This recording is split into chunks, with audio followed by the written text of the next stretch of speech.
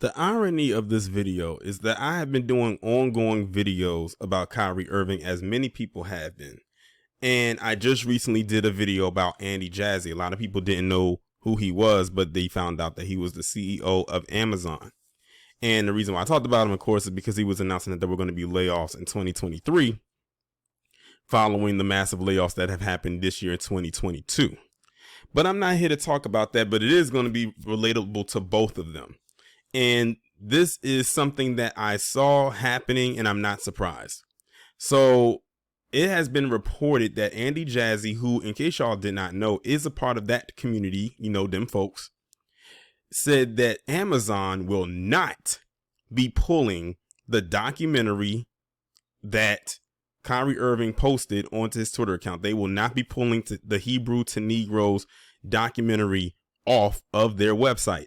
And honestly, I could not be more glad that they are not, for a couple of reasons. One, lamestream media is going to lose their minds behind it. I already know. I had said in a tweet that lamestream media did more free promo for this documentary than Kyrie Irving ever could. All this man did was post the link. But then when lamestream media got a hold of it and then folks blew it out of proportion, they literally made people flood to Amazon to go and watch it, pay for it, you know, and get the books and all types of stuff, which leads me into reasoning number two. They're not going to remove it. Money. The revenue, I'm sure, for Amazon went up and skyrocketed just off of that documentary and on those books alone, to the point where they increased the price, thinking a lot of people wasn't going to buy it. But the joke was on them, because even with the hiked price, people still bought it. Like, I believe the book shot to like #1 on Amazon's best booksellers list. And I believe the documentary became one of the most watched things on the website, even amongst all of the movies and shows that is on Amazon right now. And it's probably still in the top 10, maybe even the top 5. I haven't had a chance to check. So when you put all those things together, it's not surprising that this is the outcome of what they're doing. They're not going to pull it, because then what's going to end up happening too, and this is going into my third reason. I know I had said 2, but this third one just kicked in. The third reasoning is, if they did remove it, they might lose customers. Yes, a lot of black people use Amazon. Amazon is a very universal conglomerate. It's used by pretty much everybody, no matter the race, the gender, the age, ethnicity, all of that, nationality, what have you. So they don't want to lose customers either. It kind of reminds you of how the Hall T community wanted to get rid of have The Closer, which was done by Dave Chappelle on Netflix, removed off their platform. But Netflix knew on the business side they weren't going to do that, because Dave Chappelle brings them in a lot of money. He brings them in a lot of subscriptions and a lot of views. He's one of their highest paid comedians on their roster, as far as ones who get specials. So they weren't going to do that, and out of fear of not only losing paid customers, but also losing Dave Chappelle as a client, so to speak. So they would have been losing revenue hand over fist. And that's the same thing Andy Jassy is doing. He's not about to lose this revenue. At the end of the day, yes, this man is a part of that community, but also on the flip side, he's a businessman. So he knows where the money resides. So he's not stupid. He's not dumb enough to pull this.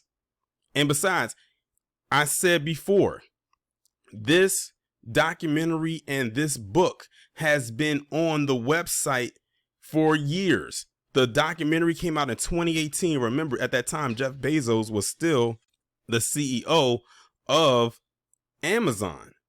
The book came out, I believe, in 2015, where Jeff Bezos again was still the CEO of Amazon. Now, I don't believe Jeff Bezos is a member of the J community, because I don't think I found anything that said that he is. But they didn't say anything then. So why would Andy Jassy remove it after he becomes CEO last year, if it was okay with Jeff Bezos leaving it up all these years? Because everything that gets put onto Amazon by a lot of independent contractors, because that's mainly who contributes, you know, to get their stuff sold on that platform, whether they're like low on the tier or high on the tier, why would they be upset now if it was up there all this time. They know what kind of products get put onto their site. They know every single product that gets put on their site, and just about anything and everything is on Amazon. It's like an electronic store. It's like one of the biggest e-commerce stores. So they are well aware of these books, because there's multiple books, and they're well aware of this documentary. They know who Ronald Dalton Jr. is. Don't think they don't know. Because it has to go, I'm sure it has to go through a screening process for it to get on the website just to be sold. And it was approved. And it's been on the site. And it has very high ratings. Both the books and the documentary.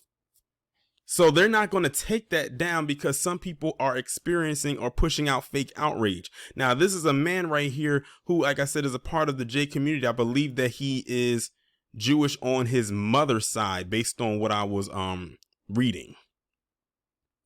So if he's good with it being on the site, then everyone else is like, where's the problem? Again, it's a lot of fake outrage because a lot of people did not watch the documentary. They got upset at the title.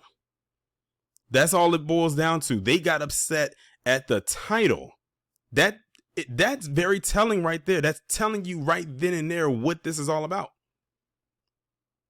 They told on themselves. Lamestream media constantly pushing narratives out there to fit their own little agenda. They told on themselves. This is not going anywhere. And when I say this, I'm talking about the documentary and the books. It's there to stay. And I believe it's probably going to be there until one or two things happen. One, Andy Jassy, I don't know, just kind of buckles and says, okay, Ronald, we need to take this off. Or Ronald Dalton Jr. decides to take it off himself. But based on his statement that he released, it's not going anywhere. That documentary and them books are going to stay up on there because now I'm very certain it's at a very popular spot. Now, here's the book. Now, look at the positioning of the book. Hebrews to Negroes, Wake Up Black America, May 15, 2015. 1,799 ratings. #1 bestseller in African American demographic studies. And now this is just the book. This is just the book. I don't know where the documentary places at, but this is just the book is #1 in this category. This is volume 2. I'm sorry, volume 3. It says Hebrew to Negroes 2, volume 3, July 15, 2017. #1 bestseller in religious intolerance and persecution. Now, I don't know where it places at for the documentary itself, but this is the documentary, 2018. And this is the rating scale. As you can see, it's 4.5 out of 5 stars as a cumulative rating with 2,237 ratings so far.